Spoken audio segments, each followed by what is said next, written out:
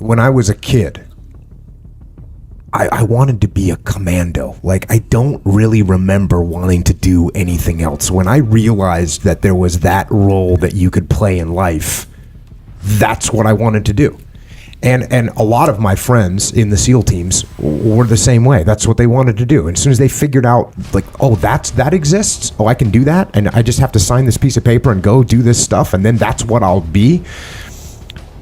Where does that come from? The United States Navy SEALs are perhaps the most elite warriors in the world.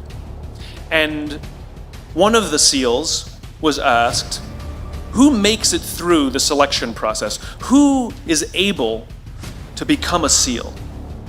And his answer was, I can't tell you the kind of person that becomes a SEAL. I can't tell you the kind of person that makes it through BUD/S.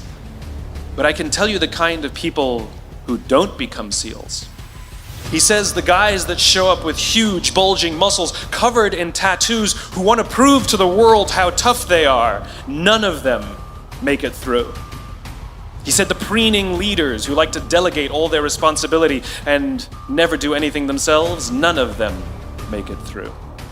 He said the star college athletes who've never really been tested to the core of their being, none of them make it through. He says some of the guys that make it through are skinny and scrawny. He said some of the guys that make it through, you will see them shivering out of fear.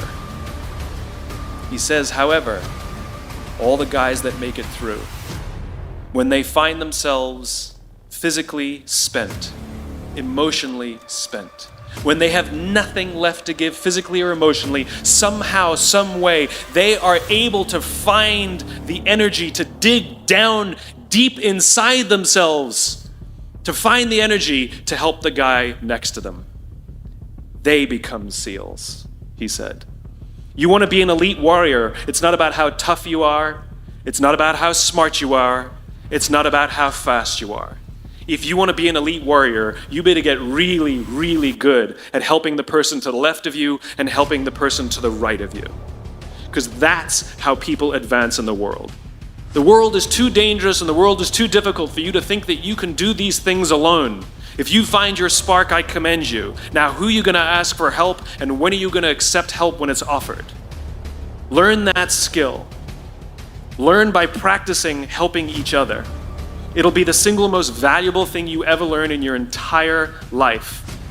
To accept help when it's offered and to ask for it when you know that you can't do it.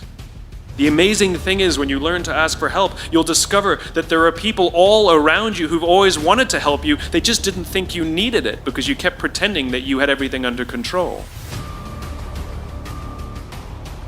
I've been a Navy SEAL for 36 years, but it all began when I left UT for basic SEAL training in Coronado, California.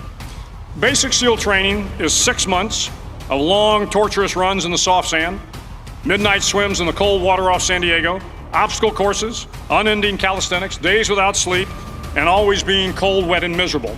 It is 6 months of being constantly harassed by professionally trained warriors who seek to find the weak of mind and body and eliminate them from ever becoming a Navy SEAL. But the training also seeks to find those students who can lead in an environment of constant stress, chaos, failure, and hardships. To me, basic SEAL training was a lifetime of challenges crammed into 6 months. So here are the 10 lessons I learned from basic SEAL training that hopefully will be of value to you as you move forward in life. Every morning in SEAL training, my instructors, who at the time were all Vietnam veterans, would show up in my barracks room, and the first thing they'd do was inspect my bed. If you did it right, the corners would be square, the covers would be pulled tight, the pillow centered just under the headboard, and the extra blanket folded neatly at the foot of the rack.